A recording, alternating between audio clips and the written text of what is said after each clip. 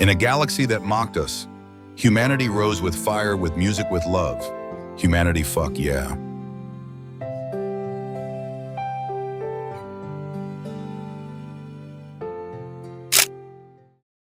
Elias Cole bent over the polished marble floor of the grand hall of the Elysium Academy. For advanced arts, the mop gripped firmly in his calloused hands. He moved in slow, steady circles, scrubbing at a stubborn stain left by a careless student earlier that day. His jumpsuit clung to his shoulders, the gray fabric worn from endless washings, but still functional pockets, stuffed with cloths, rags, and the modest tools of his trade. To anyone passing, he was simply part of the furniture, another human laborer, invisible in the dazzling corridors of Lemnian culture. The Elysium Academy was not just a school, it was the crown jewel of the celestial harmonics empire, the place where the offspring of the noble houses came to master the most refined of arts. Its halls gleamed with crystal chandeliers, walls embedded with glowing murals, and vaulted ceilings that resonated faintly with every note ever played within. To the Luminians, it was a temple to culture perfection and emotional restraint. To Elias, it was a place where he mopped the marble floors that bore the weight of those who looked down on him. Sweat beaded across his brow as he paused to wipe his forehead with the back of his arm. He straightened for a moment, rolling his shoulders, feeling the tension ease as he stretched the strong muscles of a body built not from luxury, but from years of hard labor. His eyes scanned the gleaming floor, ensuring that not a trace of grime remained. "Excuse me, maintenance worker?" came a voice, smooth, melodic, and dripping with disdain. Elias turned. Standing in the arched doorway was instructor Lania Navarth, one of the Academy's most celebrated maestros. Her hair was snow-white, styled in an immaculate wave that framed her light blue face with perfection.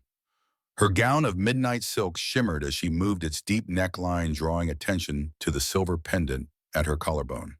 In her slender hands, she twirled a conductor's holographic baton, an instrument of command as much as performance. "My apologies, instructor," Elias replied at once, lowering his gaze with the quiet respect drilled into him after years of servitude.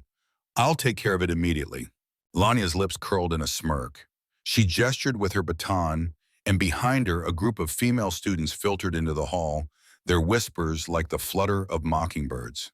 They were all impossibly graceful, pale blue skin, glowing faintly in the Academy's crystalline light, white hair arranged in elaborate braids and curls, their gowns tailored to accentuate their willowy forms.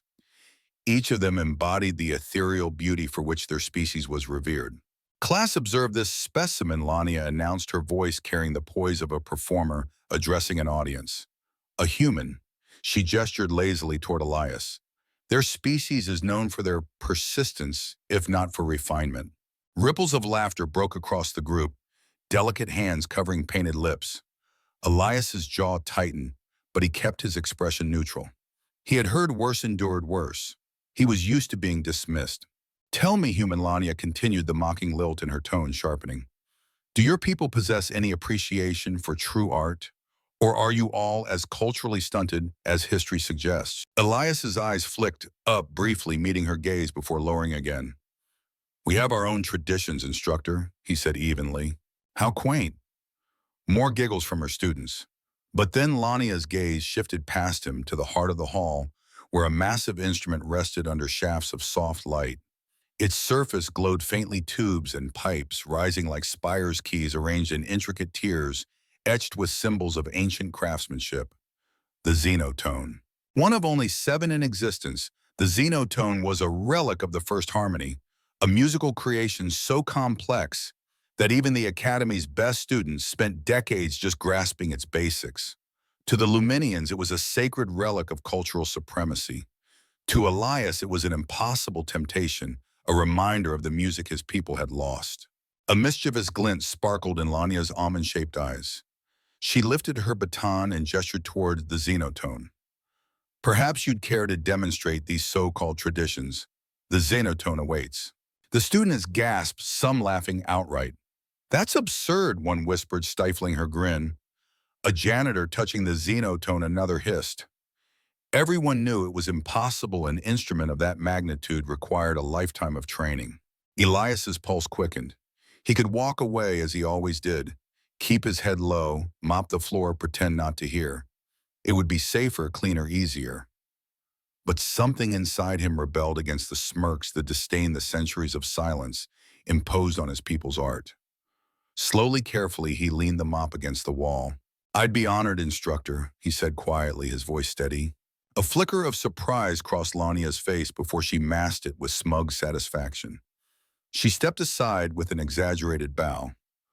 "By all means, enlighten us." The students formed a half circle, their faces alight with cruel anticipation.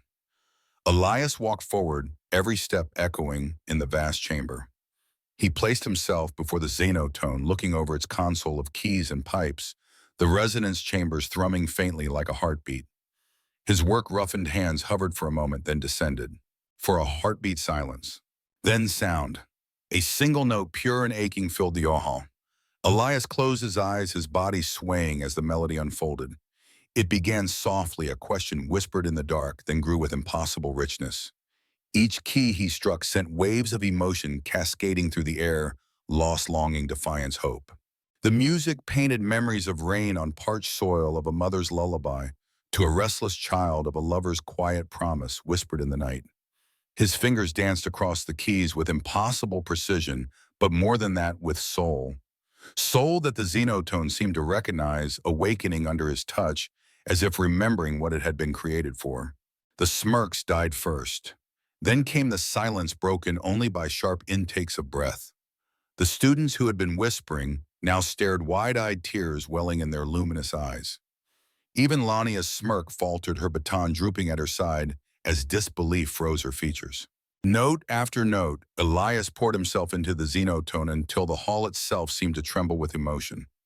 When the final chord faded, lingering in the vaulted ceiling like starlight, Elias opened his eyes. The silence was absolute. He rose, bowed slightly, and without a word returned to his mop. The sound of his boots against the marble was deafening in the stunned quiet. One of the students, her twilight-colored eyes shimmering with tears, found her voice. "Wait," she whispered. "Please, who are you?" Elias paused. For a moment he considered answering honestly. Instead he gave a faint smile. "Just the janitor," he said. "I have floors to finish." And he resumed his work. But as he bent again to his mop, he could feel their eyes on him. For the first time since arriving at the academy, they truly saw him not as invisible labor, but as something more. And among those eyes, the twilight gaze of the young woman lingered longest, carrying a spark of something new: wonder, curiosity, and perhaps destiny. The quarters of the Elysium Academy fell silent after curfew, the ornate halls bathed in a soft cyan glow from the bioluminescent crystals embedded in the walls. While students slept in their luxurious dormitories, the service wings remained alive with the hum of machinery and the quiet footsteps of maintenance staff. It was here in this forgotten labyrinth that Anarithilindra found herself moving quickly, her heart pounding louder than the clicking of her boots on the polished stone. She had never stepped into this part of the academy before. As a daughter of House Thilindra, one of the 12 noble houses of the Celestial Harmonics Empire, she was used to marble staircases, grand balconies, and concert halls filled with perfection. But now she wore only a simple tunic, her formal gown abandoned, her hair hastily tied back. She hoped that her plain attire would draw less attention, though nothing could disguise the luminescent blue of her skin or the gleam of her silver house earrings. She hesitated at an intersection. What was she doing? If her classmates saw her sneaking into the maintenance section, worse if her instructors did, scandal would ignite across the academy like fire through dry fields. Noble daughters did not pursue janitors, especially not human ones. And yet she couldn't turn back. The sound she had heard earlier still haunted her, the music Elias Cole had coaxed from the Xenotone. It had awakened something inside her, something raw and unshakable. A faint sound reached her ears, a melody softer than the whisper of the wind. Her steps quickened, guided by instinct more than direction. She followed the sound until she came upon a small alcove tucked away behind a line of pipes. There, perched on an overturned bucket, sat Elias. His eyes were closed, his body relaxed, fingers moving across a small, worn metal object. A strange contraption with buttons and a tiny bellows, the source of the haunting tune. Anera stepped closer, entranced. The music was different from the Xenotone's grand resonance. Humble, fragile even, but filled with the same depth of feeling. Every note seemed to carry an entire story, sorrow layered with hope, simplicity infused with eternity. It's called a harmonica, Elias said suddenly without opening his eyes. His voice was quiet, almost lost beneath the melody. From Earth. Not quite as impressive as your Xenotone. Anera started caught in her trespass.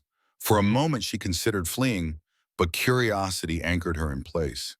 I think it's beautiful, she said softly. Elias opened his eyes, then studying her with a guarded expression. His brown eyes were striking against his rugged features, alert and cautious, like a soldier's. Can I help you with something, miss? Anera, she said quickly before she could lose her nerve. Anera Thalindra.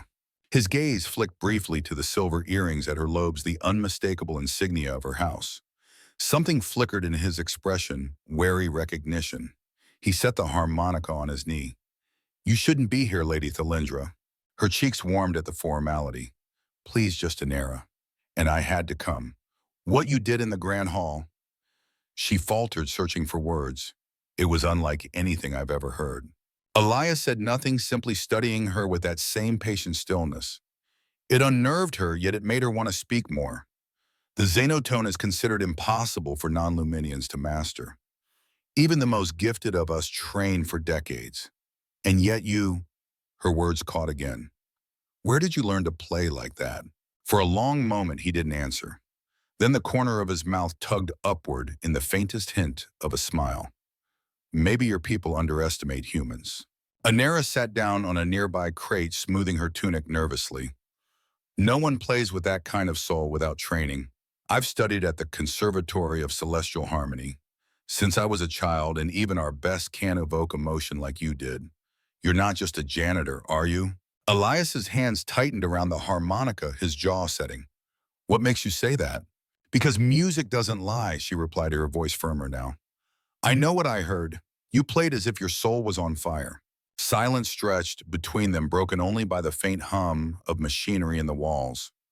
Finally, Elias exhaled long and weary. There was a place on earth, he said slowly, the Conservatory of Forgotten Melodies. Anera's eyes widened. That's only a myth.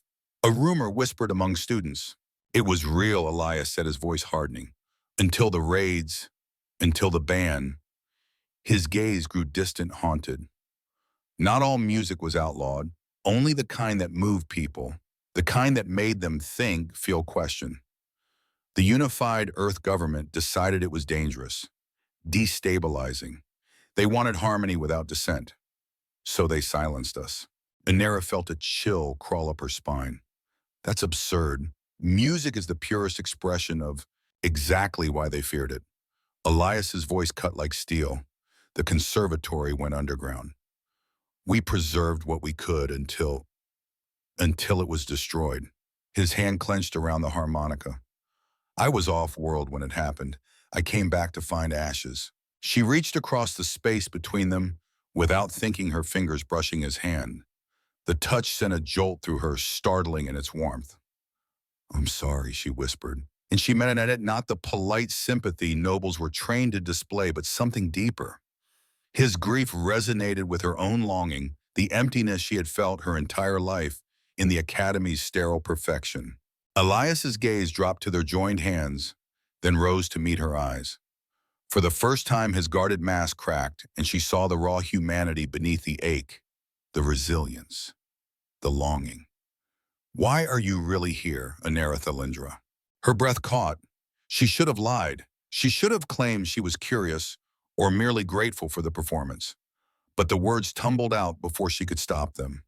Because when you played, I felt alive, for the first time in my life. She leaned closer, her twilight-colored eyes locked on his. And I want to feel that way again. The air between them grew heavy, charged with something unspoken. Elias's lips parted as if to protest, but instead he whispered, Music does that. It breaks down barriers. Anera smiled, small but genuine. Is that what they taught you at the conservatory? Elias chuckled softly, a sound both bitter and fond. Among other things. For a long while they sat together in the alcove, speaking in low tones. Elias told her fragments of Earth's musical heritage, The rhythms of tribal drums, the complexity of symphonies, the way music had once been a force of unity and rebellion. Anera listened spellbound, her mind racing with images she had never imagined. She shared in return the rigid training of the academy, the endless emphasis on technical mastery, the suffocating rules that drained life from every performance. "You're not just a janitor," she whispered again as the conversation lulled. "You're a maestro." Elias shook his head, though a faint smile curved his lips. "I'm just a man trying not to forget." Their eyes met once more. This time neither looked away. The days following that secret meeting blurred into a strange new rhythm for Elias. By daylight, he was still the invisible janitor, sweeping corridors and polishing the marble floors of the academy. The Luminians still ignored him, still whispered about the human laborer, still laughed behind their elegant hands. But now, whenever he lifted his eyes, he sometimes caught a glance from Anera Thalindra across the lecture halls or gardens, a glance quick as lightning, fleeting but filled with silent understanding. And by night, when the academy settled into silence, she came to him. The first night she slipped into the maintenance wing again, Elias almost told her to leave. The risk was enormous. If anyone saw her with him, her reputation could collapse, her family could be disgraced. Yet when she stood in the doorway of his modest quarters, her twilight-colored eyes shimmering with resolve, the words died in his throat. She looked so out of place in the narrow utilitarian room, a noble's daughter standing beside a rickety chair in a single cot, but she seemed utterly unbothered. "You're risking everything," he told her quietly. "So are you," she answered without hesitation. Then she smiled softly. "I think it's worth it." That was the night she heard the full story. They sat at the small table, steam rising from the chipped cups of tea Elias had managed to brew, with the academy's ration supplies. Anera listened intently as he recounted the fall of Earth's conservatory of forgotten melodies. His voice was steady, but his eyes betrayed the weight of memory. "It didn't happen overnight," he explained. "At first, they only restricted certain works' pieces they said were too emotional, songs that stirred people in ways the government considered dangerous. Then came the raids. Studios burned, instruments smashed, musicians disappeared." He paused, staring into his tea, as if it might reveal answers he had long since lost. "We called it the Great Silence, the day music stopped being free." Anera's lips parted in disbelief. But why? How could anyone fear something as beautiful as music? Elias looked up, meeting her gaze. "Because beauty makes people question ugliness. Because when you feel deeply, you start to resist. They didn't want individuals, they wanted obedience. Music gave us wings. They wanted chains." The words struck her like a blow. She thought of the academy, of the endless drills and rehearsals, the obsession with precision over passion. She thought of the hollowness she had always felt when performing pieces that were flawless yet lifeless. She thought of Elias, his hands conjuring impossible emotion from the Xenotone. For the first time, she understood what had always been missing. "You've carried this all alone," she whispered. Elias shook his head. "I'm not the only one. There were others, but I don't know who's left. I don't even know if Earth still remembers." His voice lowered. "Sometimes I wonder if I'm clinging to ashes." Without thinking, Anera reached across the table and touched his hand. The same spark leapt between them, the same jolt she had felt in the alcove. His skin was warm, calloused, alive. She laced her fingers with his, holding them tightly. "You're not ashes," she said. "You're a flame. And you made me feel alive. That's not nothing." For a long moment they sat like that, hands entwined, silence, filled with unspoken truths. Then Elias's lips curved into a faint smile. "Careful, Lady Thalindra. If your classmates saw you holding a janitor's hand, they might faint dead away." She laughed softly, the sound startling even herself. It felt freer, lighter than she had laughed in years. "Then let them faint," she whispered. "I'd rather live." The nights multiplied. Anera became adept at sneaking from her dormitory. She memorized the guards' rotations, the patrols of instructors, the quiet routes through the maintenance quarters. Each time she reached Elias's quarters, her pulse quickened, not only from fear of discovery, but from the anticipation of seeing him again. Sometimes they talked until dawn about Earth, about Lumina, about everything forbidden to say aloud in the daylight. Elias shared stories of music long vanished, the thunder of drums and tribal dances, the sweep of orchestras in grand halls, the rise of voices in choirs that shook heaven itself. He spoke of songs sung in protest of melodies that gave courage to the weak of harmonies that bound strangers into family. Anera in turn confessed her own frustrations with the academy. "We're trained like machines," she told him one night. "Every note measured, every gesture rehearsed, but no one ever asks us to feel. It's as if they want us to forget we're alive." Her voice broke slightly. "When you played, I felt something I didn't even know I was missing. It was like discovering color in a world I thought was only gray." Elias reached for his harmonica, then pressing it into her hands. "Try," he urged. She shook her head flustered. "I wouldn't know how." "Music doesn't ask for perfection," he said gently. "It asks for honesty. Just breathe into it. Let yourself feel." Tentatively, Anera lifted the small instrument to her lips. The first sound was awkward thin. She laughed nervously, but Elias only nodded encouragingly. She tried again, and though the note wavered, there was something fragile and genuine in it. She met his gaze, saw the pride in his eyes, and suddenly, it wasn't about playing correctly, it was about sharing something real. For the rest of that night, they passed the harmonica back and forth, laughing softly at mistakes, marveling at moments of accidental beauty. When dawn's first light seeped through the cracks, Anera realized she hadn't felt that alive in years. Inevitably, the bond deepened. On the third night, as she slipped into his quarters, the conversation faltered. Words gave way to silences, heavy with meaning. Silences that pulled them closer together. Elias stood by the narrow window, looking out at the twin moons of Lumina. Anera approached quietly, her heart thundering. She stopped just behind him. "You shouldn't keep coming," Elias said, his voice rougher than usual. "If anyone finds out." "I don't care," she whispered. And before he could reply, she touched his arm. He turned, and their faces were inches apart. The world seemed to narrow to the space between them, to the impossible question trembling in the air. Anera's breath caught. For once, she didn't hesitate. She rose on her toes and pressed her lips to his. The kiss was tentative at first, uncertain, but it ignited something fierce and undeniable. Elias's hands, rough from labor yet astonishingly gentle, cupped her face. Anera sighed into the kiss, her fingers sliding into his hair. When they pulled apart, both were breathless, foreheads touching. "We barely know each other," Elias murmured, his voice husky. "Then we'll learn," she replied, a smile trembling on her lips. Together. That was the night the barriers shattered completely. No longer was Anera merely curious, no longer was Elias merely cautious. Their connection had crossed a line into forbidden intimacy. Each night afterward, the attraction between them grew like a crescendo, impossible to restrain. But with passion came peril. On the fifth night, Anera lingered too long. Dawn was already brushing the academy towers when she slipped from Elias's room. A passing instructor's footsteps echoed down the corridor, and for a terrifying moment she was certain she'd been seen. She pressed against the wall, her breath held, her body trembling with adrenaline. The footsteps faded, but the fear lingered. When she returned to Elias's side later that evening, she confessed the close call. "If they catch me, if they catch us." Her voice shook. Elias took her hands, steadying them with his warmth. "Then we'll face it. Together.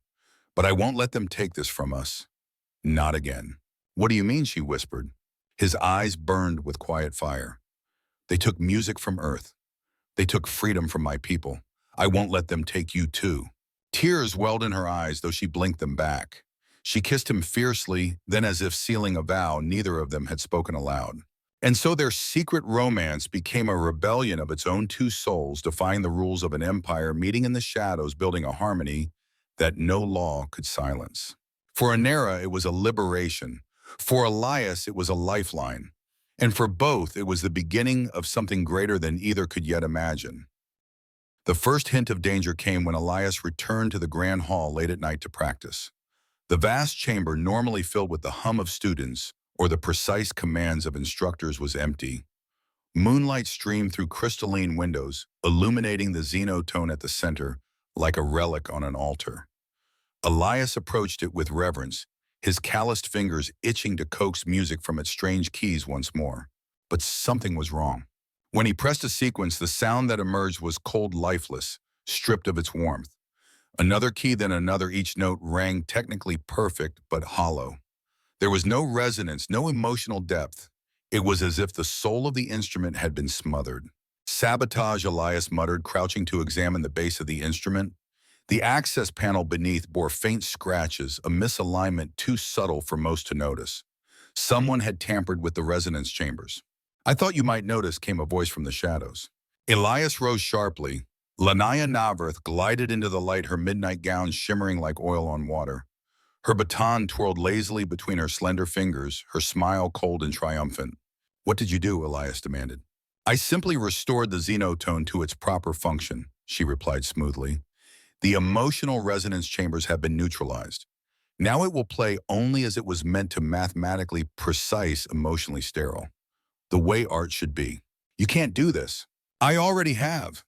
She circled the instrument like a predator, her eyes gleaming with cruel amusement.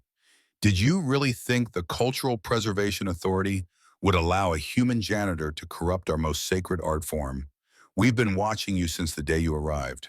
Elias Cole, prodigy of Earth's infamous Conservatory of Forgotten Melodies. One of the few to escape our purge. His stomach clenched, though he kept his face composed. There are no others, he lied. I'm the last. Lanya laughed, the sound sharp as breaking glass. Your loyalty is touching if misplaced, but it doesn't matter.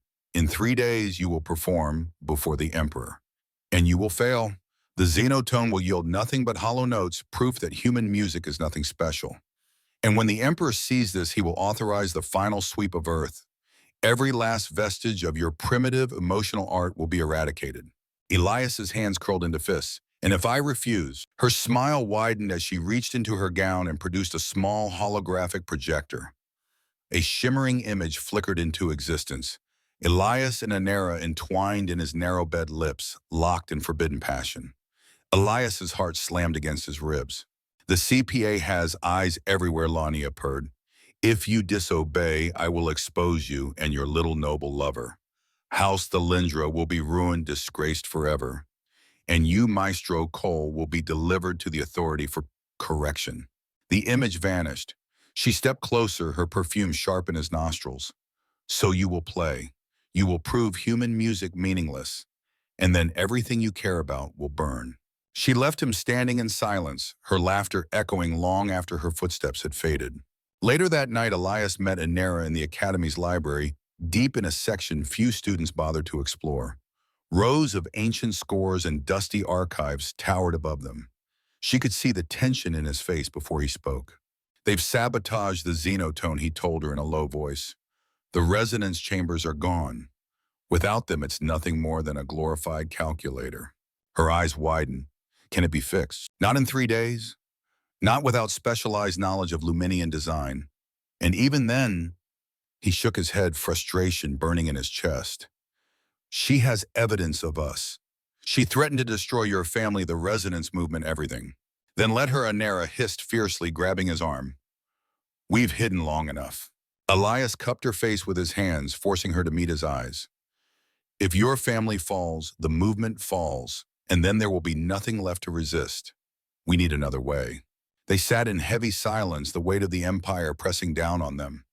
Then Anera's eyes lit suddenly. What if you don't use the Xenotone at all? Elias frowned. What do you mean? She leaned closer, her voice urgent. The ancient texts speak of a time before instruments, when Luminians used only their voices to create harmony. What if you sang, isn't the voice humanity's first instrument? He blinked, taken aback.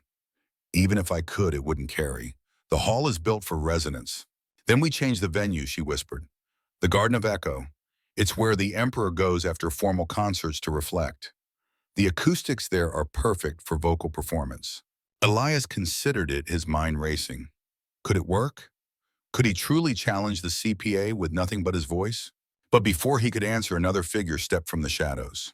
Perhaps you will not have to set a voice old and gravelly, yet steady. An elderly Luminian emerged, leaning on an ornate cane, his pale blue skin drawn with age, his white hair thinning. His eyes, however, gleamed with sharp intelligence. Anera gasped. First Maestro Vex, you're alive. The old man chuckled. Barely. Officially, I was executed for sedition 20 years ago. In truth, Lord Thalindra arranged my survival and a new identity. The resonance movement has deeper roots than the CPA suspects. Elias stared stunned. Why reveal yourself now? Because tomorrow you face an impossible task.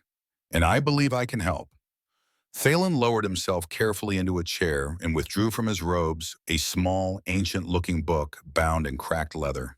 He handed it to Elias with reverent care. The True History of the Xenotone.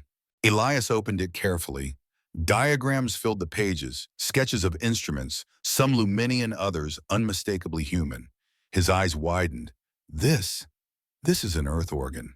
Indeed, Thalen said, the Xenotone was not created by Luminians as your empire's histories claim.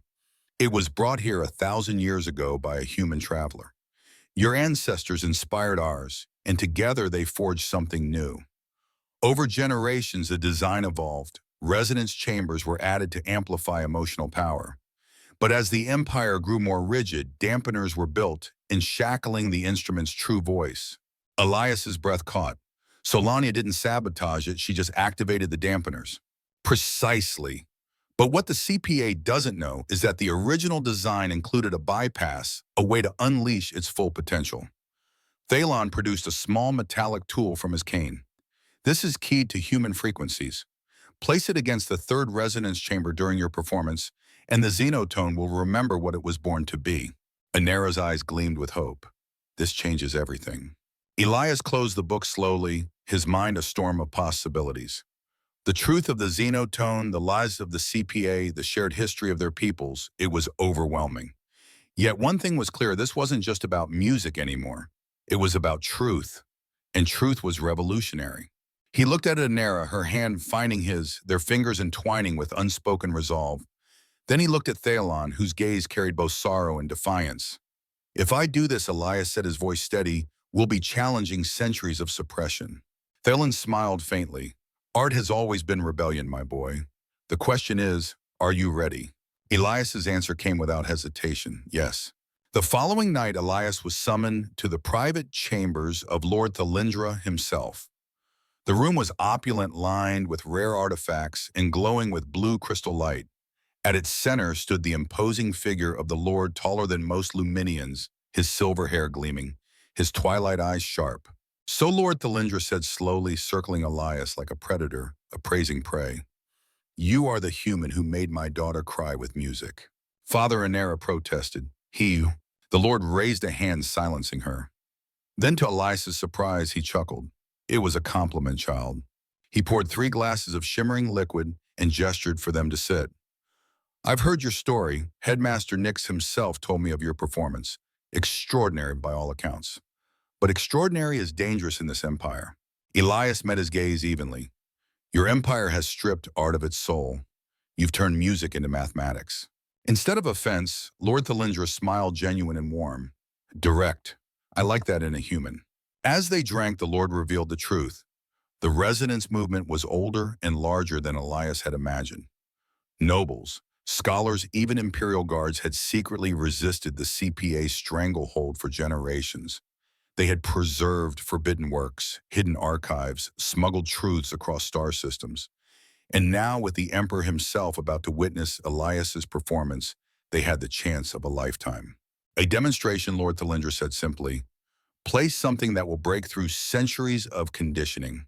Show the Emperor what we have all been denied. And if it fails, Elias asked. The Lord's eyes hardened. Then I have contingencies. My guards are loyal to me, first, the Empire second. We will protect you, but I believe you will not fail. As they spoke strategy long into the night, Anera slipped her hand into Elias's beneath the table, her touch grounding him. For the first time since the Great Silence, he felt hope stir not only for himself, not only for Earth, but for a future where music might once again move free hearts across the stars. The day of the Imperial concert dawned with a sky of shimmering silver, the twin moons lingering pale above the spires of the Imperial City. For most, it was a day of pageantry, celebration, and reaffirmation of the Empire's cultural supremacy. For Elias Cole, it was the day he would gamble everything, his life, Anera's future, and the very soul of music itself. Backstage in the grand performance hall, Elias adjusted the black formal tunic Headmaster Nix had given him. It was far more ornate than anything he had ever worn, its silver embroidery, tracing delicate patterns across the chest. But he felt no pride in it. His fingers kept straying to the small metallic tool hidden in his sleeve the bypass Thalon Vex had entrusted to him. That more than any uniform was his true weapon tonight. "You're pale," came a soft voice behind him. Elias turned. Anera stood there, radiant in the formal regalia of House Thalindra. Midnight blue silk flowed around her like liquid starlight, silver threads catching the light. Her twilight-colored eyes glimmered with a mixture of fear and faith. She reached up to straighten his collar with hands that trembled only slightly. "Nervous?" she asked. Terrified, Elias admitted with a wry smile. "But seeing you helps." She leaned close, her lips brushing his ear. "My father's guards are in position. If the CPA tries to interfere, they'll handle it. All you need to do is play." "All I need to do," Elias repeated softly, as if it were so simple. But he caught her hand and pressed it against his chest, where his heart thundered like a war drum. "Once I start, nothing else matters. Not the guards, not the Empire, not even the Emperor. Only the music." Her eyes shimmered with tears she refused to shed. She kissed him quickly, a stolen moment, then slipped away to her seat among the nobles. Elias watched her go, drawing strength from her presence. A chime sounded 5 minutes to curtain. Headmaster Nix appeared at Elias's side, his expression solemn but supportive. "It's time, Maestro Cole." Elias squared his shoulders, inhaled deeply, and stepped toward destiny. The Imperial Concert Hall was a cathedral of opulence. Luminescent crystals floated near the vaulted ceiling, casting prismatic light across gilded balconies. The seats were filled with the galaxy's elite nobles in house colors, dignitaries from distant systems, officers in polished uniforms. At the center of the front row sat Emperor Valthorn himself, tall and severe, silver ornaments braided into his snow-white hair. His face was carved from stone, impassive and unreadable. Beside him, equally grim, sat the Minister of Cultural Preservation, the architect of centuries of suppression. And 2 seats away, her eyes alight with poisonous triumph, sat Lania Naverth. Elias bowed formally to the Emperor, then to the audience before taking his place at the Xenotone. The instrument's glow was faint, its resonance chambers muffled by the dampeners Lania had locked into place. His fingers brushed the keys and he felt only cold precision waiting beneath. He began with the approved composition. The notes rang out clear, correct, and lifeless. The kind of sterile perfection the Empire worshipped. Each measure was flawless, every chord mathematically sound. And yet the hall remained heavy with silence. There was no spark, no breath, no soul. The nobles watched with polite indifference, their expressions blank, conditioned not to expect more. From the front row, Lania's smirk widened. Elias's pulse quickened. He reached the midpoint of the composition, the place where the bypass would have to be used if he dared. He hesitated only a fraction of a heartbeat. Then, moving as if by accident, he pressed the small tool against the third resonance chamber. For a moment, nothing. Then, with a sudden flare, the Xenotone came alive. Its glow deepened, pulsing with vibrant cyan light. The tubes hummed, the keys warmed under his touch. Elias felt the instrument awaken, responding not to technical perfection, but to the fire of his soul. He abandoned the approved composition without a backward glance. What poured from his hands was no sanctioned melody. It was a creation of his own, a piece that merged the soaring harmonies of Earth with the intricate structures of Luminian tradition. It began softly tentative, like 2 voices meeting in the dark. Then it grew, weaving loss and hope, defiance and unity into a tapestry of sound that seemed to shake the hall itself. It was not just music, it was history. Remember, truth unveiled, love confessed. Gasps rippled through the audience. Nobles leaned forward, their eyes wide. Centuries of conditioning cracked beneath the force of raw emotion. Elias glimpsed tears streaking the flawless faces of Luminian aristocrats, hands pressed to lips, as if to contain sobs they didn't understand. Even Emperor Valthorn stirred. His stern mask slipped, his eyes widening as if recognizing something long forgotten. And then, impossibly, a single tear traced down his cheek. The hall, once silent in indifference, now held its breath as if the universe itself were listening. Elias did not falter. He played with everything he had, pouring his grief, his longing, his love for Anera into every note. He let Earth's forgotten melodies soar with Luminian harmonies, forging a union greater than either culture alone. The Xenotone responded like a living thing, its resonance chambers singing with unleashed power, filling every corner of the hall with waves of emotion. Across the room, Lania's face twisted with fury. She shot to her feet, signaling to the black uniformed agents of the CPA hidden among the crowd. They surged toward the stage. But Lord Thalindra's guards moved just as swiftly. With subtle efficiency, they intercepted the agents, blocking their advance without outright violence. From the shadows of a private box, Thalon Vex leaned forward, his eyes alight with triumph. The music rose toward its crescendo, a storm of sound that defied centuries of silence. Elias's heart pounded, his soul burning, as the final chords cascaded through the hall like thunder and light combined. And then silence. Pure, perfect, breathless silence. Elias lifted his eyes to the Emperor, whose face was now wet with tears. For a long, eternal moment, no one moved. Then Emperor Valthorn rose to his feet. I remember, he said softly, yet his voice carried across the hall like a command. I remember when music made us feel. Gasps broke from the crowd. The Minister of Cultural Preservation surged to his feet, sputtering protests. But the Emperor turned on him with blazing eyes. How long have we denied ourselves this? How much have we lost? Before the minister could answer, Lania broke free of the guards and rushed toward the stage, her voice shrill with desperation. It's a trick, human manipulation. The Xenotone has been corrupted. But before she could reach Elias, another voice rang out steady and strong. The only corruption has been yours. Thalon Vex stepped into the light. A ripple of shock swept the hall as nobles recognized the first maestro, thought executed decades ago. For centuries, the CPA has shackled our instruments, stripped our art of its soul. This human has restored what you took from us. All eyes swung to the Emperor, who stared at Thalon in stunned silence. Lord Thalindra stepped forward, bowing low. Your Majesty, the Resonance Movement has preserved the true history of our art. We can provide proof that humans and Luminians, once created together before the Authority, rewrote our past. The Emperor turned back to Elias, still seated at the Xenotone. Place something else, he commanded. Something from Earth. Elias bowed his head, then began a simple folk melody, one that had survived centuries because of its purity. A song of love and longing sung once by shepherds under alien skies. Its simplicity cut deeper than any symphony, its honesty piercing every heart. When the final note faded, the hall was drenched in silence, tears gleaming on countless faces. The Emperor exhaled as if releasing centuries of repression. Then he straightened. The Cultural Preservation Authority is hereby dissolved, he declared.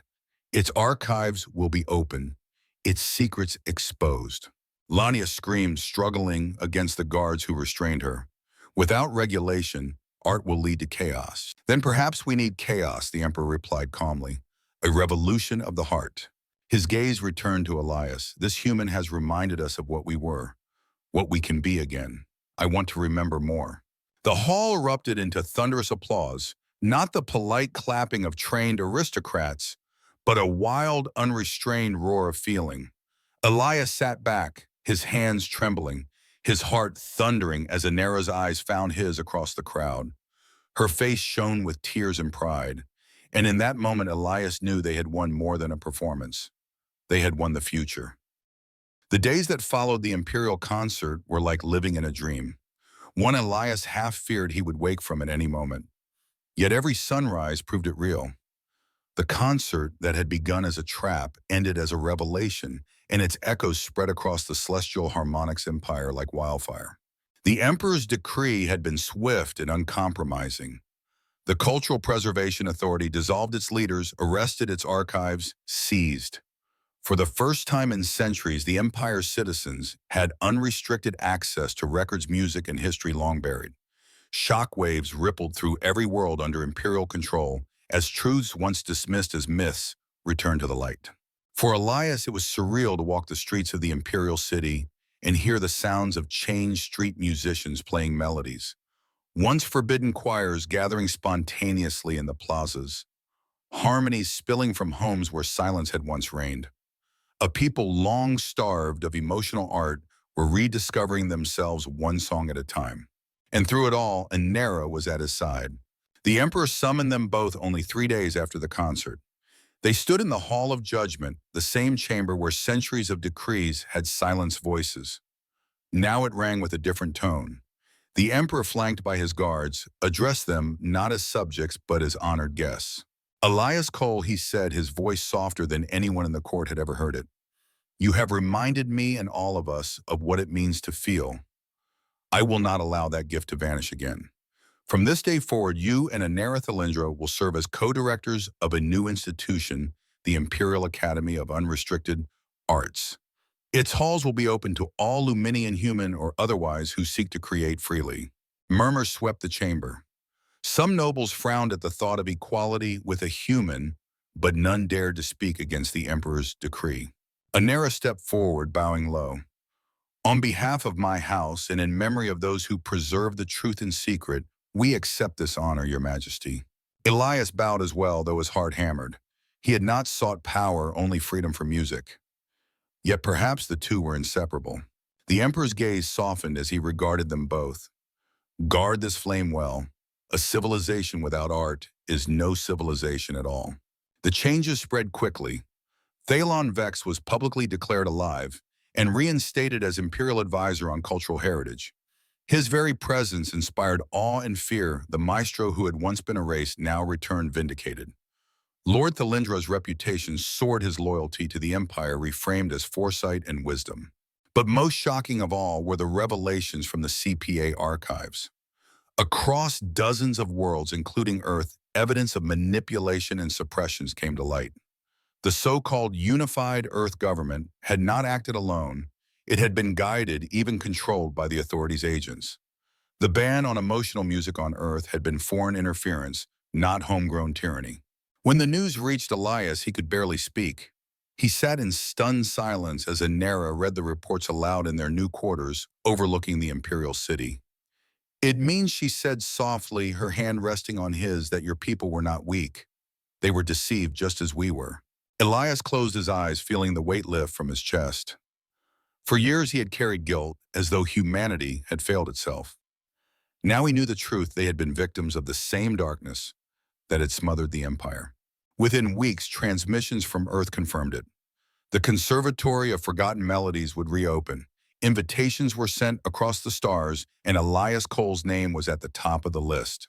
A month after the concert, Elias and Inera stood together on the balcony of their residence, watching the twin moons rise over the city. Below them, the sound of music drifted upward, not regulated hymns, but a chorus of voices, human and Luminian, blending freely in the streets. I received a message today, Elias said quietly, his arm wrapped around her waist. From Earth. The conservatory is reopening. They've invited us to the ceremony.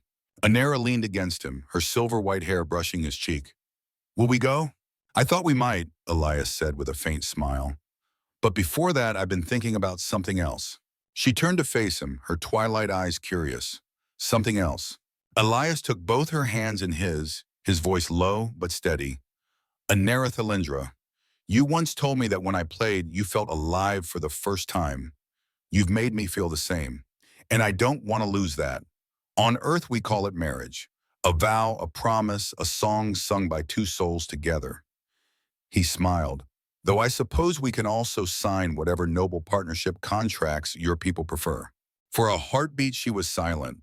Then her luminescent skin brightened, glowing with unrestrained joy. Yes, she whispered, her voice trembling. Yes to both. Their lips met, sealing the promise not only as lovers, but as partners in a cause greater than themselves. That night, as they lay together, Elias thought of all they had endured, the mockery, the secrecy, the sabotage, the impossible gamble of the concert. He thought of the janitor who had once been invisible, and of the maestro who had dared to be heard. He thought of a noblewoman who had risked everything for love and truth. And he realized something simple yet profound. Music was not just notes, it was not even just emotion. It was connection.